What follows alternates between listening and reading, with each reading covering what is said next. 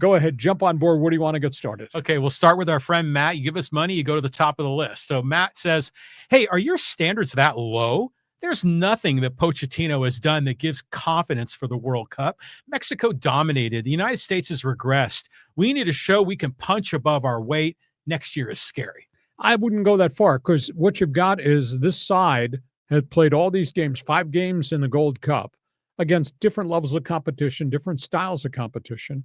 And then they faced a really veteran team that Javier Aguirre put together on the Mexican side, and they hung with them. Did they get dominated time of possession? Yes.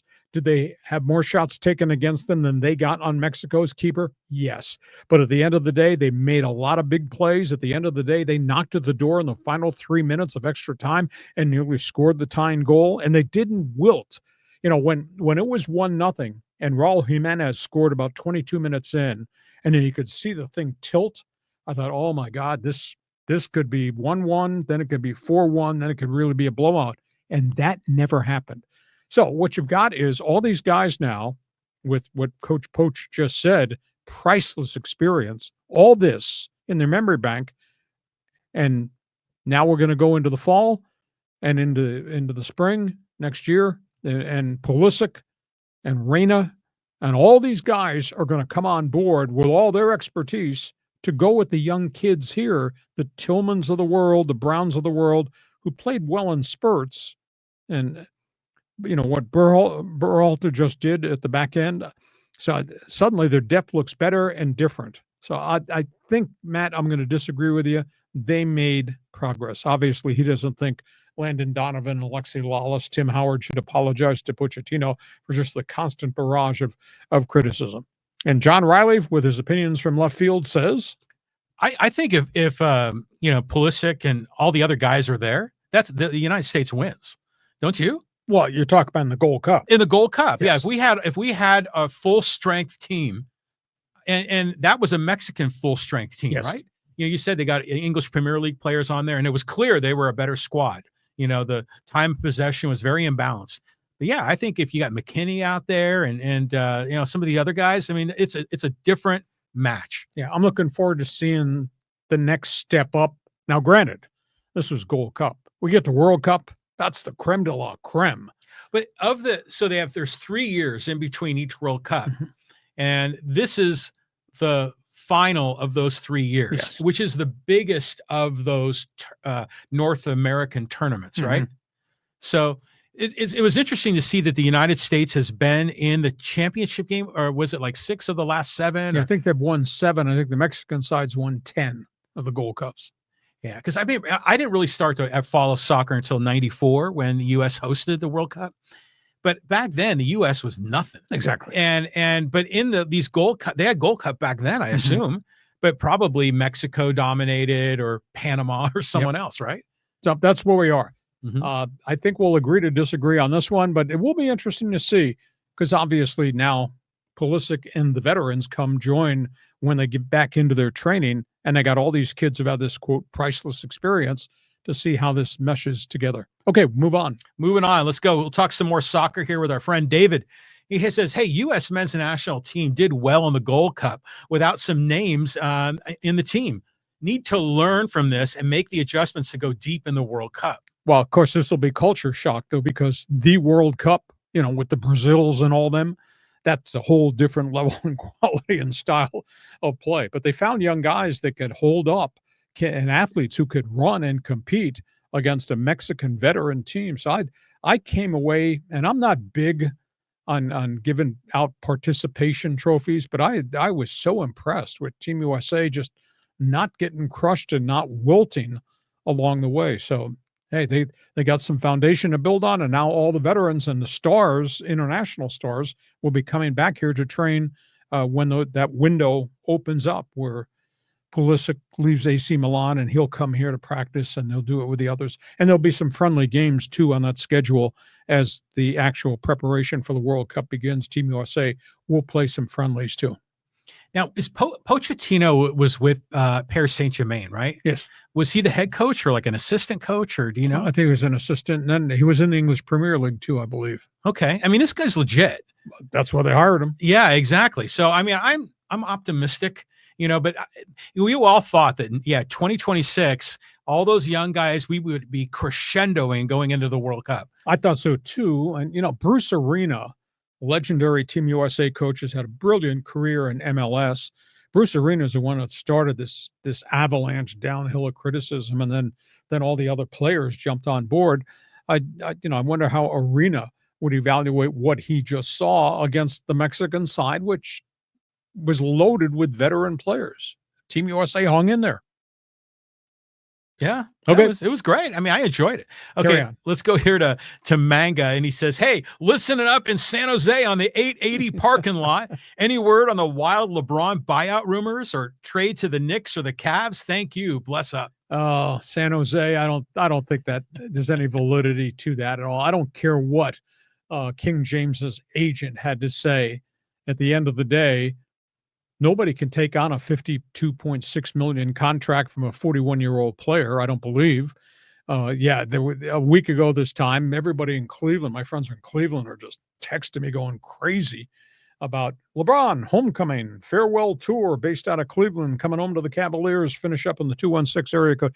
That's not going to happen because the Lakers are not going to let him go unless you want to give us Evan Mobley. Yeah, we'll take Mobley and somebody else. And the Cavs say, no, we can't do that. So I think LeBron will be here with Luka, with Austin Reeves, and your guy, Mr. Max.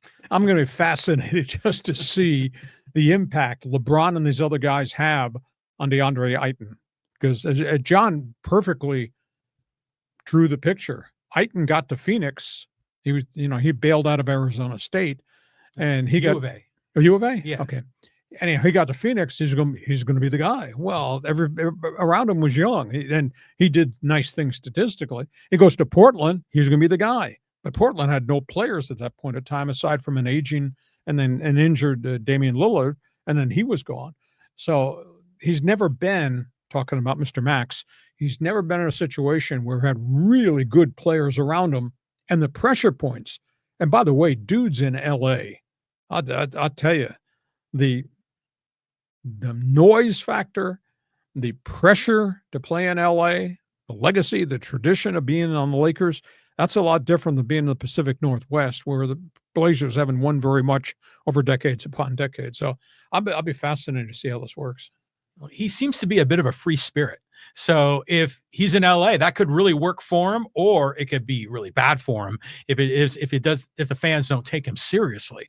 I think this is going to work out to be a good thing for him. And I think LeBron, can kind of be the alpha dog and let Ayton, be one of the young dudes behind him. But I always want to say, Manga, man, be careful out there. Don't be texting while driving. Hacksaw, Baja to the Canadian Rockies, right? San Jose. It's on the 880. Yeah, exactly. Is 880 worse than the 405? It can be pretty ugly. Yeah, that's going from San Jose to Oakland. Hey, they're following us on this podcast everywhere. All right, John, next one. Okay, this is a two-parter, and this is from Jason. He goes, Don and Mud are the best in the business, and they do talk about more than just baseball. Saw criticizing them is weak. I wasn't criticizing them. I'm just saying I'm presenting the facts. I think I sit there and laugh at home and say, okay, what is Mud going to talk about in the fourth inning here? Because he's already helped me make Jell-O with fruit, and he's told me how to walk my dog, and they do some great stuff. Now, my critique of Padres TV was there's a lot more stuff you could add to that telecast to kind of really make it cool, because those guys in the booth, all former players, they bring a lot of intelligence and expertise. Why not tap in on that and add it? I mean, just because you don't like grape Jell-O, don't be upset at me. Am I right or am I right? I think they got to put a Kiss My Aztec line up there in the booth with Don and Mud, man. So again, you should have an opinion on this, because this is something in your wheelhouse. It's broadcasting. Right. Better than the former radio TV columnist of the Union Tribune that doesn't publish that anymore, Jay Posner. He writes all this stuff. He's got no expertise at doing what we do. So who's better valued, Hacksaw's opinion or Jay Posner's opinion? Yeah. I mean, you've been there, done that. Damn right. The Jell-O, I like green Jell-O with pears. I don't know whether Mud Grant likes it, but that's okay. The Jell-O's jiggling, man. It's like Chick Hearn. No, so I will say this is that whenever I travel, I like to listen to the local broadcast team.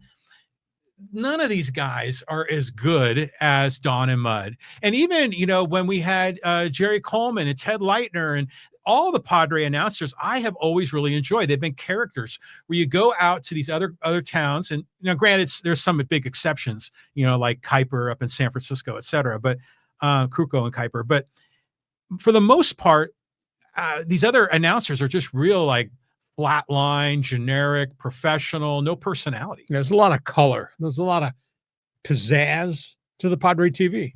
I'm not criticizing Don and Mud. I just think that you've got this consortium of Major League ball players, broadcasters who got a lot of knowledge. Use them more. Add more to the broadcast. Unless you take notes when Mud's telling you about walking the dog. Well, you know what I like that they do every once in a while is they'll swap color guys with the other team. And so they'll bring in, Tony Gwynn Jr. or Mud will go over to the other team's broadcast booth. I like that. I think that's pretty cool. Sometimes it sounds strange, though, and I like Anthony Gwynn. I think he's a great person, and I think he's become a very good broadcaster. But he seems a little uncomfortable on the TV side next to Donnie, and Mud, evidently, from the people who heard Mud on radio side with Jesse, that felt a little bit strange, too. So you got guys who found a comfort zone with their guy. Leave them. You don't need to do this moving around. Well, I think, I like how you call him Anthony Gwynn, because that's how he used to be known as. But Tony Gwynn Jr., I think, does a great job. But I think there's a little bit of an intimidation factor maybe with Don, because he's just so popular and he's on TV. So there's that kind of exposure too. So he's probably sort of still settling in. You have to find a comfort zone. Yeah. And now he's in a different booth, different set of circumstances, guys talking in his ear. Producers, directors. It takes time to get used to doing that as compared to just being on the radio. So I don't have a problem, but he's obviously James is upset because he don't like grape jello or whatever the recipe was that Mud was giving out that day. All right, we move on. Okay. All right, let's move on. This is a two-parter. This is from He says, hello, gentlemen. Lee, want your opinion on Ohtani. Why do people in the press, media, MLB Network, former GMs think they can tell Ohtani what to do, like giving up pitching or only being a reliever? Ohtani has proven everyone wrong about being a two-way player ever since he came to the States. Why do they intend to break a unicorn's horn just to him a long run? What does he say? Just him as a long-running normal horse. At the end of the day, the guys in the media think it's their job responsibility to analyze, critique, then express opinions. I guess I don't have a problem with it. Ohtani was brilliant. When you go inside the circle, and I've been in that clubhouse, and I talk to people about Ohtani, and you understand the dedication and the complexity of what that young man does. He's not a young man now, he's 30. What that guy does to prep, and the wear and tear factor on baseball, to be an everyday DH, be an everyday right fielder is one thing. And now you add the wear and tear factor and the preparation factor on top as a pitcher. I mean, this is phenomenal. And he's polished at both things, injuries notwithstanding. So, but the guys in the media, the Jim Bowdens of the world, the former general managers, I'm sure you're making reference to, it's their right to express an opinion and write a column or make a comment about my observation of Ohtani and should he be doing this? Should he be better served to do only one versus two or three? So he's a very unique individual. I don't think John will ever see this again. I mean, we thought Bo Jackson was something special. We thought Neon Dion was something special as two sport guys. This guy's doing two multi-positions during the entire course of the season and excelling at both despite all the injuries. This is not a flash in the pan thing. Neon Dion only did it for a short period of time, and Bo Jackson did it for a short period before all the injuries mounted against him. Yeah, those two guys, man, they were just tremendous back in the day. But yeah, Ohtani is a unicorn. And, talk show hosts are going to talk about stuff, and it is interesting because right now Ohtani is an opener and he's just going for an inning, maybe two. So people start to think, well, what if he only pitched an inning at a time? He could be a fantastic closer. But he's incredible as a starter, and the Dodgers are lucky to have him. But media people, media people. We're going to talk about things, and we're going to to cover the stories and look at different angles. Okay, we move on. Thanks for the input, though. On. Okay, and a number of guys got this for us here. This is from Royal Sports. He says the song from Midnight Cowboy, "Everybody's Talking" by Harry Nilsson is the song you're probably thinking about. And Craig said that. Flegel said Rhinestone Cowboy by Glenn Campbell. Let's keep going. Okay, let's go to Casey. He says, hey, good afternoon, guys, and Hacksaw. I hope you had a nice vacation in upstate New York. As for my LA Kings, you think they make another move this offseason? As I'm iffy on the Perry signing. He's getting up there in age. Well, he's 40. I think the most unique thing is LA King fan booed Corey Perry for 16 years when he was a Duck. And he was a really good player. He and Ryan Getzlaf kind of got there together. So at the end of the day, all these years, he was an antagonist, and now he's become one of your own, but he's reinvented himself, and there's a lot of people don't know that Corey Perry left the NHL about 3 years ago. Private issues. We're led to believe it was alcohol rehab. He came back a renewed man, and he has played well. He's been a one-year rental everywhere he's been the last couple of seasons, whether it was in Dallas or obviously with what they did in Edmonton, but he can still play.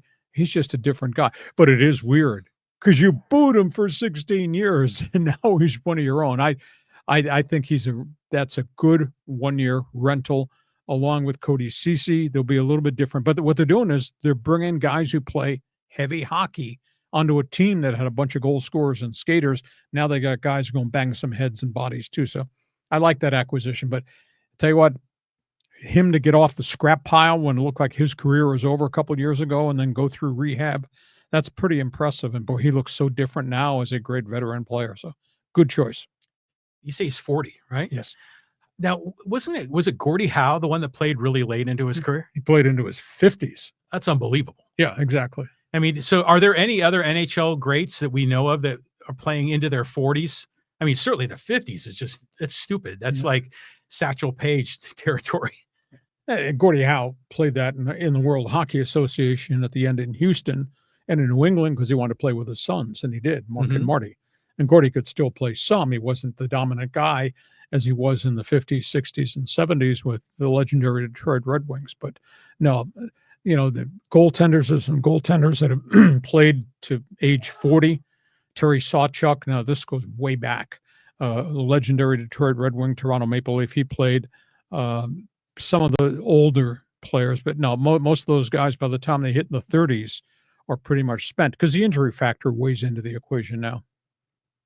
Yeah, it's just interesting how in different sports you can play later in your career, and sometimes you'll see like old guys in the NBA or especially big men. Like how late did Kareem play? Till right around 40, wasn't he? Yeah. And then of course you get guys like Jamie Moyer who can play into their late 40s. I think to me it's interesting when they get that old. Yeah, I mean, well, Rich Hill, ex-Padre pitcher, former Red Sox, he just signed a contract. I think he's in Kansas City's farm system, trying to pitch his way. He's on a minor league deal with an opt-out. He's 45. He's just not taking no for an answer. Just throwing that junk up there, softballer. Right. So interesting. Okay, thanks for the hockey comment. By the way, did you see that Bill Spaceman Lee pitched for the Savannah Bananas? Oh, that links. That makes sense. Hell yes. Okay. All right, let's go down here. And Flegel says, hey, John, make a deal with rumble.com. And Hacksaw is on Rumble. I mean, so Rumble is another kind of, it's like a YouTube alternative. It's a little more politics over there, but you have a Rumble channel there. You said you wanted me to talk politics? No, it's going to get you in trouble. Okay, let's keep moving on. And this is an interesting comment. This is from Ray. And he says, Tatis for Durant. Come on. I don't think that would happen. AJ'd have a tough time trading Tatis. Durant is not Tatis. Durant's good. By the way, those trade talks with Boston are back on. Boston's trying to move an outfielder to go get more pitching. So the Padres might be in the running. Now, AJ Preller said over the weekend on MLB radio that they're going to try to add 2 bats between now and the trade deadline. I would assume one will be a left fielder and maybe one will be some type of rental behind home plate. They want to add more offense here. They think they have enough pitching. I mean, if Darvish can be Darvish or a semblance of Darvish beginning tonight, I don't know when Michael King's coming back, but they think maybe they're going to have enough pitching, but they definitely want another bat along the way. So Durant could be moved out of Boston. Does San Diego have the right mix?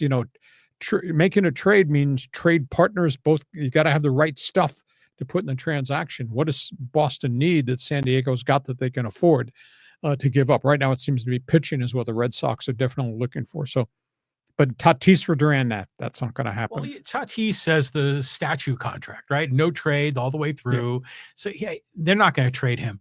But it's interesting that all these rumors about Duran just don't go away.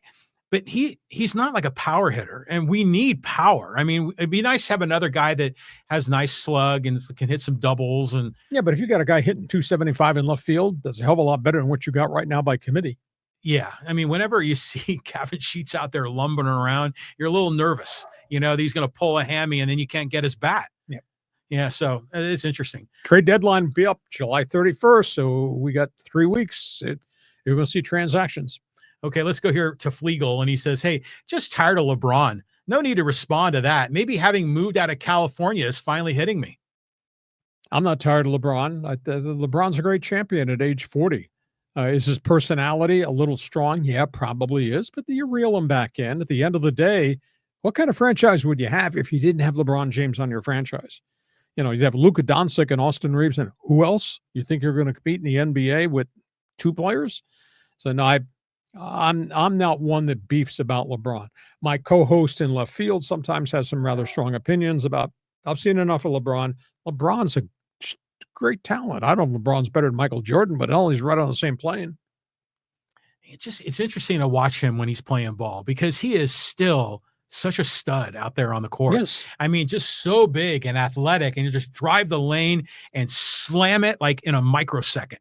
And you're like, holy crap. I mean, he's been like that for 20 years. It's a 39-year-old, 40-year-old man doing that. Yeah, he is remarkable, but the results speak for themselves. I mean, they're just, the chemistry ain't right. His supporting cast ain't right. So at some point you wonder, maybe LeBron ain't right. Maybe LeBron just needs to be all about LeBron, and he's not really wanting to move the ball around. Oh, you're thinking LeBron's calling all the shots. Well, that's what everyone seems to think. Because Anthony Davis was his guy, right? Mm-hmm. You know, so, and think about all the guys that they shipped out. It would have been nice to have Caruso. You know, there's a lot of other players they'd love to have. Yeah. I don't know if that's all LeBron's doing or whether that's just general manager incompetency. Player evaluation is not a perfect science. Pelinka. Yeah, I don't know. I don't know about that guy. You know, it's interesting about Pelinka. He was on the Fab Five. He was on that Michigan team. Mm-hmm. And I didn't know that. It's at the end of the bench. Yeah, but he was there, you know, so I think that's kind of interesting. Okay, let's go here back to our friend David. You give us money, you get online here. And he goes, hey, why is Peacock in the All-Star game? Pages and Sotos are having a better offensive season in 2025. Well, Pages came very close to getting voted in, and he still might get voted. He still might get chosen if some other guys drop out because of injuries. And in terms of Soto, you know, he's had such a long stretch of slump baseball, and he's not dominant, you know, and Alonso is obviously having a better season than Soto. So why would you take Soto at this point in time? If Soto was hitting 260 with 25 and 30 bombs, he'd probably get chosen, but he's not. He's been in the 228 to 240s, and then he had long stretches where he didn't hit home runs. Now he's hit a few in the last couple of weeks. So Pa has come very close to making this all-star team, and that's a quiet guy who's evolved into what I think is a pretty good star. Yeah, he's having a hell of a year. You know, he's finally producing because he's been up and down like 1 or 2 years prior with the Dodgers. So, you can make a solid argument. He's certainly playing better than, you know, Toddy out there in right field. But, you know, it's interesting about the game on Peacock because that means, you know, you got to pay to get it. So, you know, when I was a kid, the All-Star game was a big thing for me, and to see them all lined up for the starting lineups, and they're all wearing their not the hokey All-Star National League uniform, but their Rhodes or their white home unis, and to see them lined up. And then for me, I was able to see maybe Eric Shaw or actually not Eric Shaw, like Jack Clark. You know, he'd be like the one giant that would make it. Well, that was a different time. That was before interleague play, which kind of changed the concept. Yes, and it's before all these cable TV stations and everybody's got a package and So, before seeing the American and National League on the field together was a once in a lifetime, once in a year opportunity till we got to the World Series. That was like one of those mashup TV shows, like when Laverne and Shirley are on Happy Days, it's like that kind of a thing. So it was a real thrill. But now, am I going to pay to watch it on Peacock?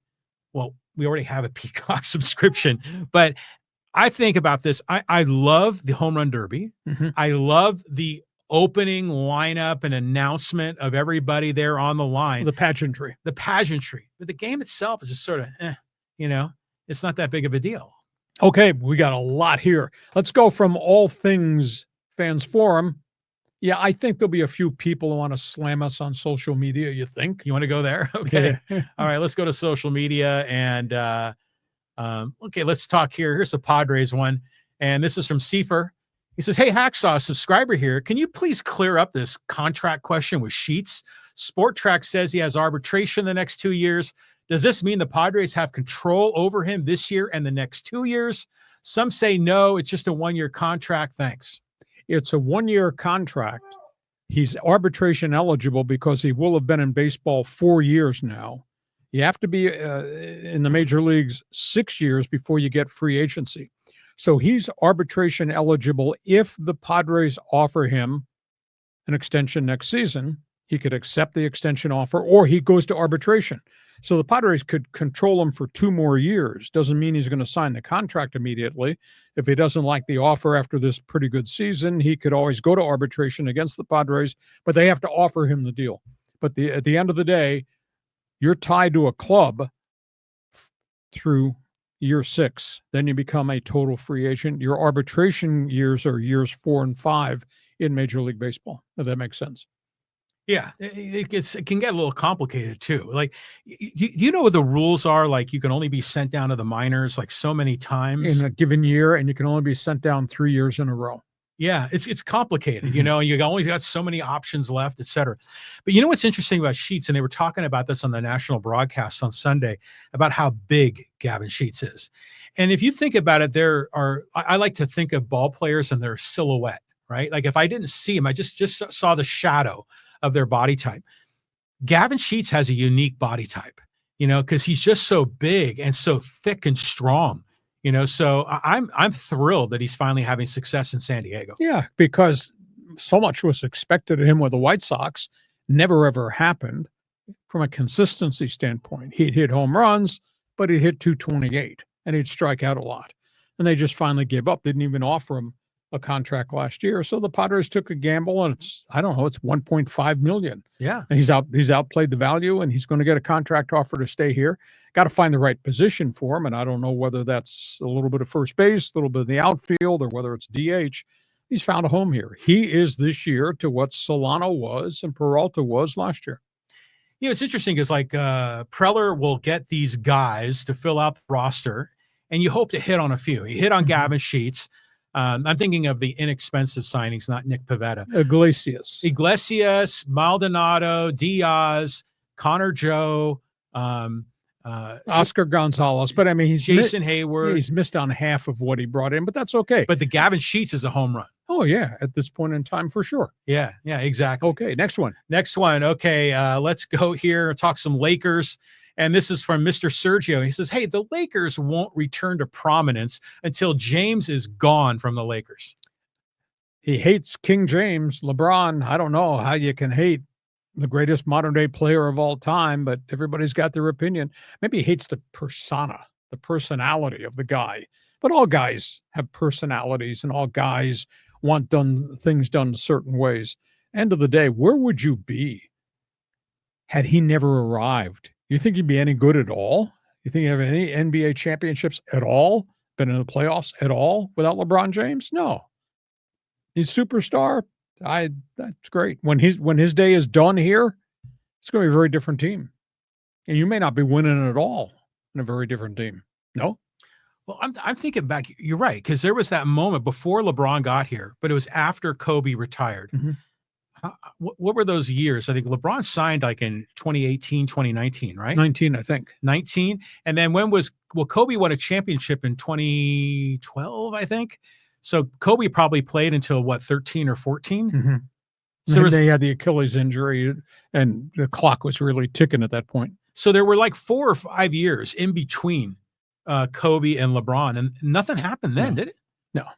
So I have a hard time grasping why John Q fan out there dislikes LeBron so much. Well, because he's like a whiner. That's why they don't like him, and they think that he's manipulating the general manager and manipulating everything to make it all about LeBron. And then they see him like on the floor crying or, pleading with a referee about a foul. And they're just like tired of it. He doesn't have the aura, the character of a Michael Jordan, of a Magic Johnson, of a Larry Bird.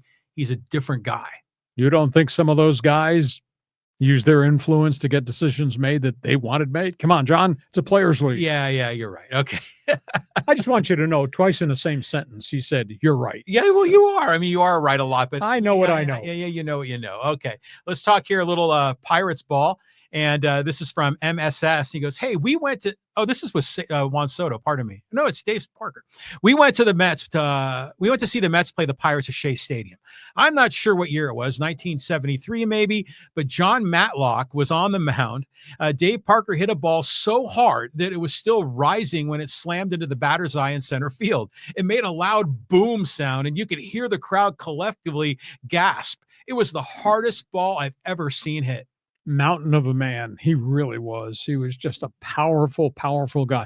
He was a real powerful personality. And I think this day and age, I've read a number of different things that were written in the Pittsburgh Post-Gazette and the Pittsburgh Tribune just about Parker's just ability to lead out of the clubhouse and his influence on young players, etc. He was a monstrously popular player. He was a great physical specimen, but I think the intangible stuff of what he provided clubs was very, very impressive. There's such a tinge of sadness. And I thought about this weekend. Here was this man who waited. He played 19 years in the major leagues, waited forever to maybe get the phone call for the Hall of Fame. And he gets it. And of course, he's at the point he got the phone call, he was in a wheelchair because of Parkinson's disease had overtaken his career. And now he passes a month before the shrine ceremonies in Cooperstown. That's kind of sad. But boy, people speaking volumes of the influence of Dave Parker. And again, he was part of We Are Family. And that was Willie Stargell, and that was Manny Sanguillen, and that was Richie Zisk, and that was Al Oliver and Dave Parker. And they all got there together. The Galbraith family, I think, owned the Pirates franchise at that point in time. That was a hell of an era in Pittsburgh. They were really good. Kent Tekulve, remember him? Yes. I like those hats that they wore that had the stripes that went all the way around. Pillbox. Yeah, the pillbox. Is that what they called it? Yeah, which is kind of a funky name. But, just to comment here, the hardest ball that MSS had ever seen was off Dave Parker. The hardest ball I've ever seen in a ball game is we took my son and his buddies to Petco 2017 WBC U.S. against Dominican Republic. And that was the one when Machado hit the home run that Adam Jones robbed him over the fence. In that game, Giancarlo Stanton hit a ball into the second or third deck of the Western Metal Supply building, and it was a freaking missile. I mean, I had never seen anything like it. I was down the left field line during Home Run Derby when it wasn't Giancarlo Stanton, it was Michael Stanton at that point with the Miami Marlins. He hit laser shots down the left field line, and I was sitting right on the line, incoming. Yeah. And I mean, screaming laser shot home runs. Yeah. And he won. I think he won the Home Run Derby. Yeah. I mean, that guy was unbelievable. But now, like, the nuts and bolts aren't working. His arms are having trouble, right? All the injuries. He's back now, but he's not the same player. But he's not young anymore. He's got to be in his early 30s. And he's had a lot of injury problems ever since he became a New York Yankee. But spinning back to the original topic, Dave Parker, boy, you talk about changing the concept of the game. And just think, and I'll just mention this to Pirate fan who might be following us. He replaced Roberto Clemente after Clemente died in the tragic plane crash. Think about that. See, that you had said that in the last podcast. So Clemente, his plane crashed in 73, I think. Nicaragua. Yeah. And I think Dave Parker debuted in 74 because he had to. Okay. So I knew Dave Parker was on the 79 team. But okay, so there was only like 5 years of ball playing until he got to that World Series. Yeah, okay. And they were building that thing because then here came Stargell and here came Manny Sanguillen and Al Oliver, and that whole collection just kind of came together. It was pretty good. Yeah. Okay, we move on. Okay, let's talk some Dodger ball. And we'll go here to LS Flores. He goes, hey, meanwhile, Dodgers keep winning. Number 22, another accomplishment, 3,000 strikeouts at home and a W. Got to love the Dodgers, World Series champs. Well, there's no doubt that Kershaw just had a phenomenal career. If you go back, just Google Clayton Kershaw's career statistics, wins, losses, strikeouts, earned run average. I mean, these are phenomenal statistics in a modern day in which there are so many great hitters in Major League Baseball. So him is called a commissioner's choice. The commissioner has the right to add one veteran player for each team in the All-Star festivities, and Clayton Kershaw was the commissioner's choice. And think about this statistic. They're in first place. The Dodgers are, despite the plethora of injuries. Clayton Kershaw has not lost a game this season. They're in first place. And the Padres, who many thought were going to chase the Dodgers again, Dylan Cease has 4 wins in the first half of the baseball season, and it's just really scuffling.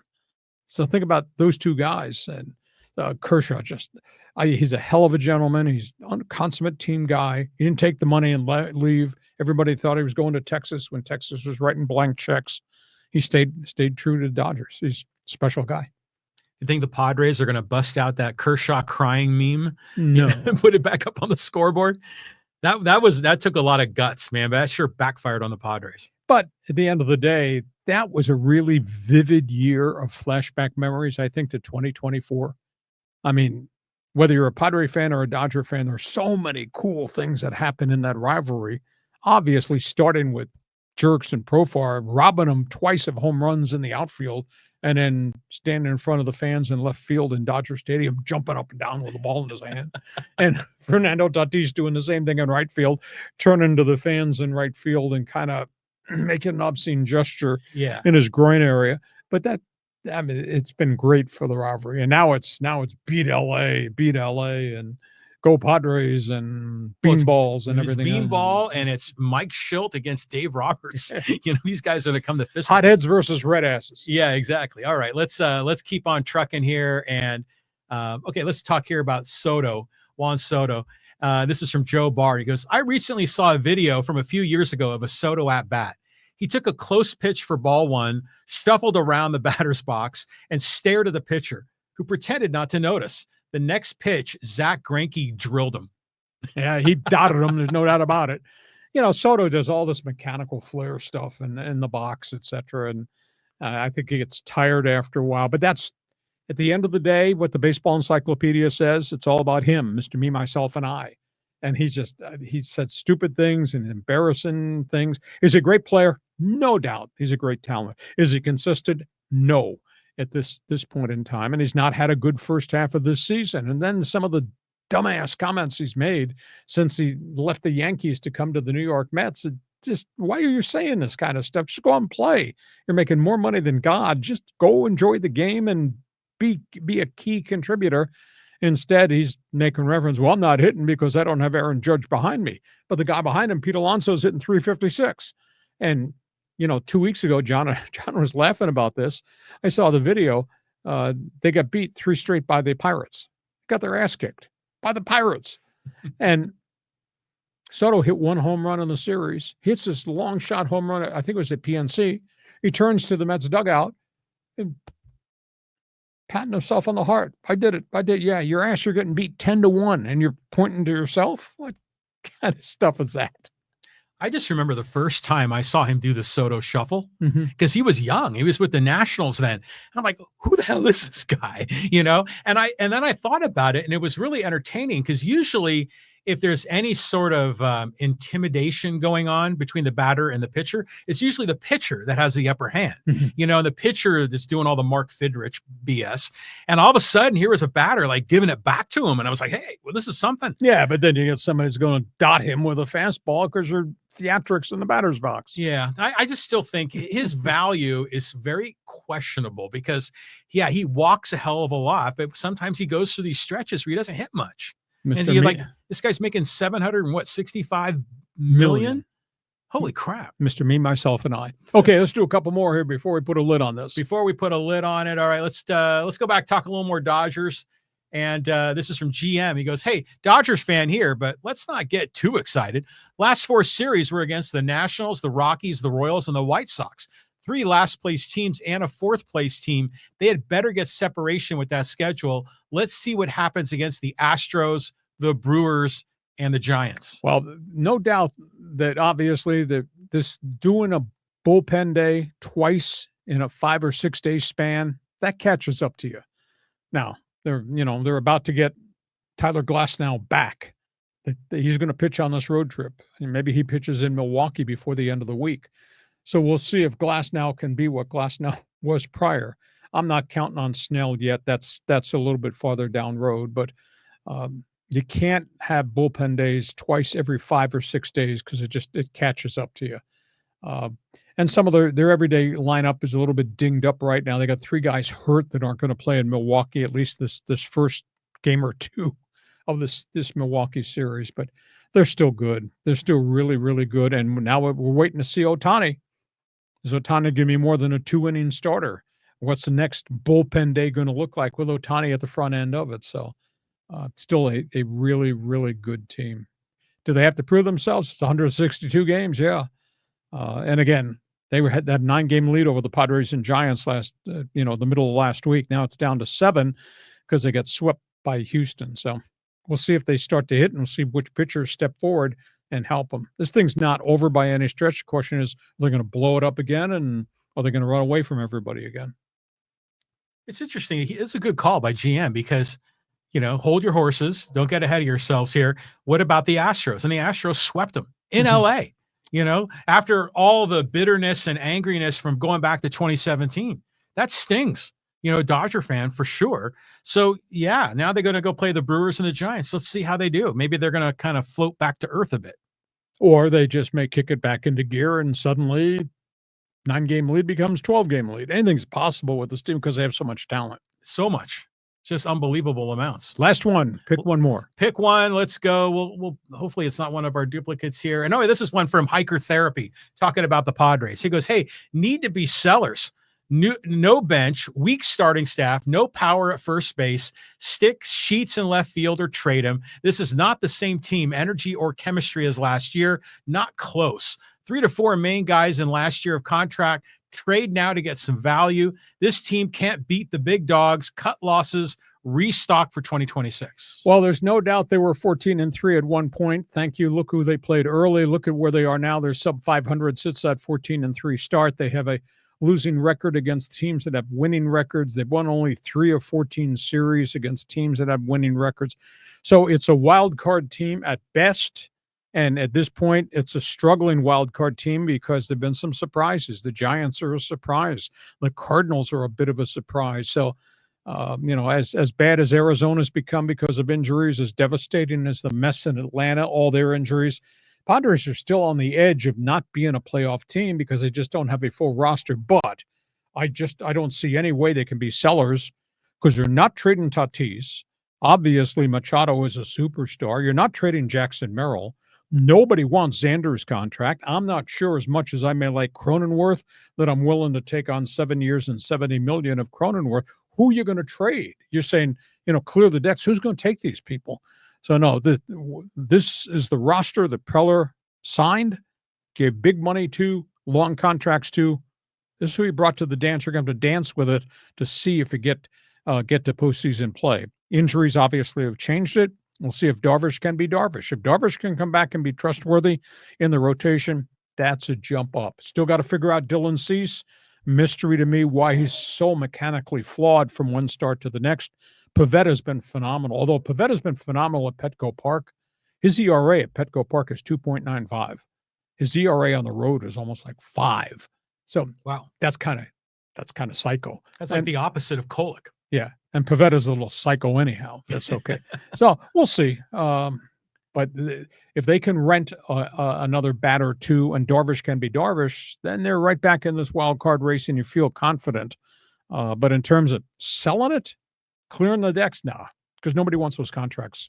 Well, if the season ended today, I think they're in, aren't they? Aren't Not they by like much. No, but they're in. I mean, I think they're the number 3 wild card. Yeah, I mean, but last week they were 5th in the wild card, right? The bloody season's not ending today. well, right. I mean, it's tight, but if you are in the thick of it, you can't be a seller. Now, will Preller add some and sell some and kind of do, Sure. plan for the future, but also try to win now? I could see him doing that. But to your point, they have they have very little flexibility. And unless they're willing to trade DeVries or Salas, and I don't think Preller wants to go there, but then Preller has shown that he will deal that kind of talent. I mean, like what we saw in the Soto trade. I agree with everything you said. And the fact that AJ has a history of transactions, that's all he does. Every minute of every day, he never sleeps. He's always analyzing players, boots on the ground, as I would say with all of his scouts. He'll make a deal to try to rent a vet that could be a catalyst to get him back going. They gotta get El Nino back to what Fernando Tatis was. And as he kind of admitted when he backed out of the home run derby, I got this oblique. Well, okay, that's the explanation for hitting 212 for such an extended period of time. Rico Razzo. Midnight Cowboy, John Voight. Okay. Did you ever see the episode of Seinfeld where George Costanza bought John Voight's car? Oh, is that? And he had like the John Voight teeth marks in the pencil, but it turned out it was a different John Voight. Oh. No, that's what I remember. When I think of John Voight, I think of that. Yeah. Rico Razzo crossing the street with John Voight, almost get hit by a taxi cab. You remember this scene? He pounds on the door. We're walking here. We're walking here. I mean, Al Pacino was just absolutely phenomenal in that movie. Or was that Dustin Hoffman? I can't recall. I haven't seen Midnight Cowboy. I've seen clips of it. There's so many. You have Netflix. John, my co-partner, has all these subscriptions to everything, and he hasn't seen any of the things that I've seen. I like to watch certain kinds of things, but there is. One of these days, I need to go through like the American Movie, Academy, is to get the top 100 films and just go through them all. I sent John a list of maybe my favorite 20 movies, sports related. I don't think he's watched more than 3 of them. No, it was more than that. There were a few that I hadn't seen, like Concussion, I hadn't seen, and 8 Men Out, I hadn't seen, which were both, I think, in your top 5, weren't they? So, but yeah, sports movies are great, by the way. Are you a fan of the Major League movie? Yeah, the first one. The first one, yes. Right. Yeah, that's fantastic. They called the auto dealer shop in the winter, and the owner offered the manager's job to Lou. And Lou says, I can't talk to you right now. I'm selling this guy snow tires. Yeah, so that's good stuff right there. So, yeah, I'm with you on the sports movies. There's just a few I haven't seen. A lot you haven't seen. Okay. Hey, listen, we hope you have enjoyed this podcast.